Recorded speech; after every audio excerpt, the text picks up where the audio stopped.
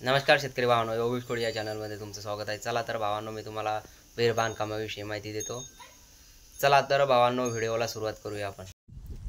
तर बघा भावांनो, कंगणीला पत्रे कसे लावतात तर मी तुम्हाला व्हिडिओमध्ये दाखवतोय।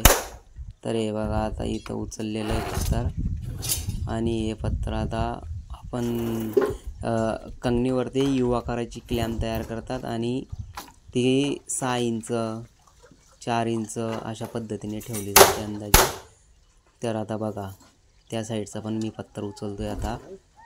तर बघा, तुम्हाला व्हिडिओमध्ये दिसत असेल। तर भावांनो, तो जे कंगणीमध्ये ठेवलेली असते जे यू आकाराची क्लॅम्प, तर ते आपल्या पत्रा सटकू देत नाही आणि वरच्या साईडनं आपण 8 mm आसारी असते ना, तिचे हुक तयार केलेले असतात। तर ते हुक यू आकाराचेच केलेले असतात। वरतून ते हुक टाकून दिले की पत्रा सटकत नाही। तर बघा भावांनो, तर अशी ही सेटिंग असते पत्रे लावण्याची। तर बघा, आता कंगणी वतनी सुरू केलेली आहे। तर कंगणीमध्ये माल भरणा सुरू झालेला आहे। तर बघा, पूर्ण सेटिंग लावून भराई पण चालू केलेली आहे। तर भावांनो, व्हिडिओ आवडल्यास व्हिडिओला लाईक आणि सबस्क्राईब करा मित्रांनो। तर हे बघा, आणि पैपाद्वारे पण माल आपला खाली पोहोचतोय। तर बघा, कशा पद्धतीने माल पण पैपाने खाली पोहोचवायचा असतो।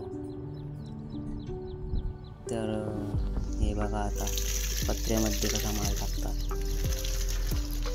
तर हे पत्र पण चौडे करण्यासाठी ते जे यू आकाराची क्लॅम्प असते ते जॉईंटवर टाकावी लागते, म्हणजे ते चौडे पण होतात। तर बघा, तिथं आपण माल पण बनवणं सुरू होता। तर हे बघा मित्रांनो, आता मी ते जे सांगत होतो तुम्हाला यू आकाराची क्लॅम्प, तर मी ते लावतोय आता। कंगणी भरून झालेली आहे। तर हे बघा, मी ते लावून राहिलं आहे।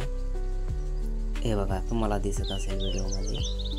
तर हिच्यावरती उद्याचे जे पत्र असतील मित्रांनो, ते आपले तेच पत्र हिच्यामध्ये येतील।